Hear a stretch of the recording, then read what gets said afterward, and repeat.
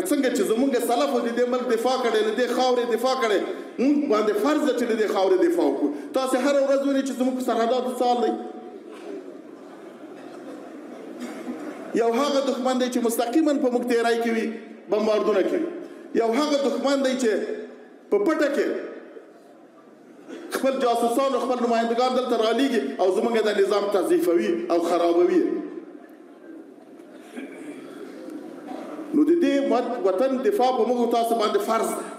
د دې دپاره به زمونږ دغه مجاهدین چې نن په قطاعاتو کې دي، په خپلو اردوګانو کې دي، په سرحداتو کې دي، په امنیه کې دي، په استخباراتو کې دي، کلکه ملا به ورته تړي.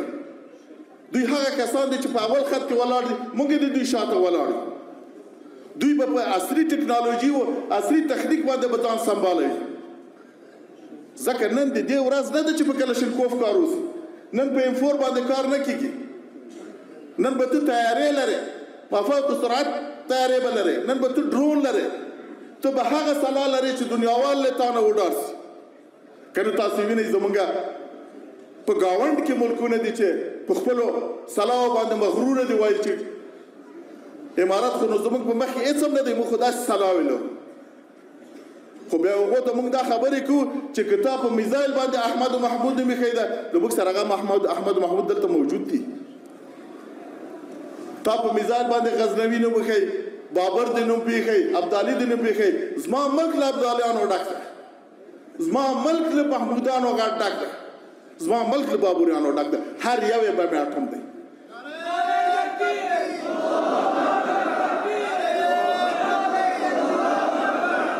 که له دې سرحد نه 5 د محمودو، د ابدالي او د بابر زمن در ایله کړو، بیا به په بحر هند کې هم څوک نشي ټینګولی.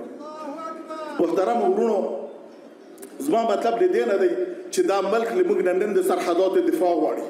نن د ټولو دنیا فکر مونږ ته ده چې موږ له دې سرحداتو څنګه دفاع کوو. هغه خلک ولاړو چې هغه سرحد یې خرڅ کړ او اغزن سیمې پرې تېر کړ. هغه خلک ولاړو د هغو خیانت په تاریخ کې نشته. نن د دنیا سترګې ما او تا ته دي، زما او ستا مجاهد ته دي، او لله الحمد زموږ ستاسو مجاهدین سرحدات په ښه صورت سره ساتلي دي چې دښمن په بده سترګو ورته کتلي دي، سترګې یې پرې راویستلې. موږ د دې مجاهدینو باید قدر وکړو، موږ د دې مجاهدینو شاته باید دعا وکړو، کورنۍ سره کومک وکړو.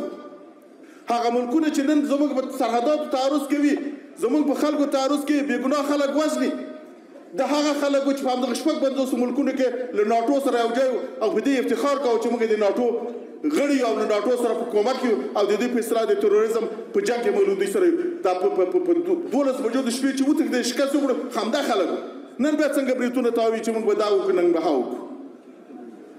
موږ له ډېرې حوصلې کار واخیست، موږ له ډېره ترحم نه کار واخیست.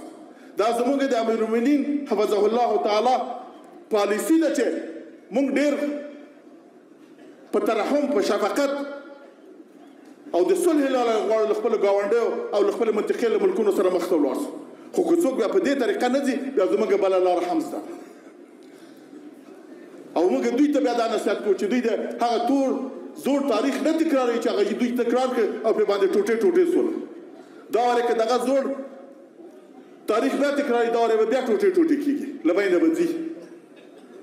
مشکل هر څه چې د خپل ملک دی، خپل ملک دی راضي کړي، خپل خلک یې په مقابل کې په جنګ کې دي. کوم خلک چې د دوی په مقابل کې نن جنګېږي، که هغه په هر نامه دي، زموږ خلک نه دي، دوی خلک دي. خپلو خلکو سره کښېنه، مشکل حل کړه. چې مشکل نه سي حلولی، په افغانستان باندې، په اسلامي امارت باندې د دې پړه اچول، دا په هېڅ دلیل باندې نه قبلېږي. شاوخوا منډې وهل، امریکا ته زارۍ کول، اروپا ته زارۍ کول چې افغانستان د تروریزم مرکز د افغانستان دا د افغانستان. لله الحمد افغانستان کې نن هېڅوک نشته.